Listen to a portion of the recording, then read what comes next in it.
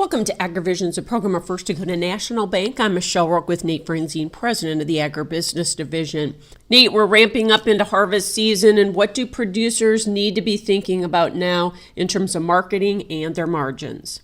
Yeah, I think this year in particular, especially if your operation is fairly dependent on grains, it's a year to be proactive. So as you're out there combining, hopefully you're bringing home a big crop. That'll help bridge the gap some at least.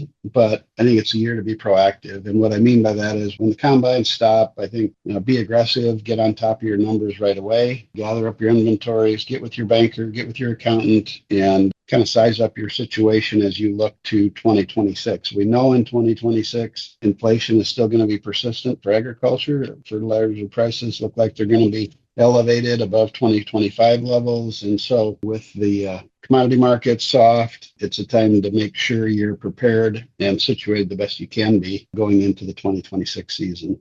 How concerned are you about a storage crunch this fall as farmers store and maybe try to wait for higher grain prices?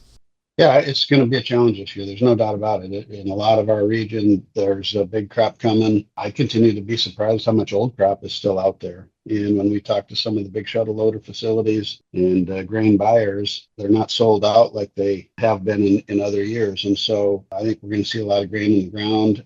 I know I've talked to some producers that have talked about, do we get baggers even and bag some of it in the field and to buy ourselves some time? I think all those need to be considered. And then along with that, size up your financial position. And if you need to do something to make an adjustment to position yourself better, the sooner you get started on that, the better. And that ties right into my advice about just be real proactive and aggressive at getting your numbers together and getting to work at it right away after harvest. All right, thanks so much. Nate Franzine with First Dakota National Bank and today's AgriVisions.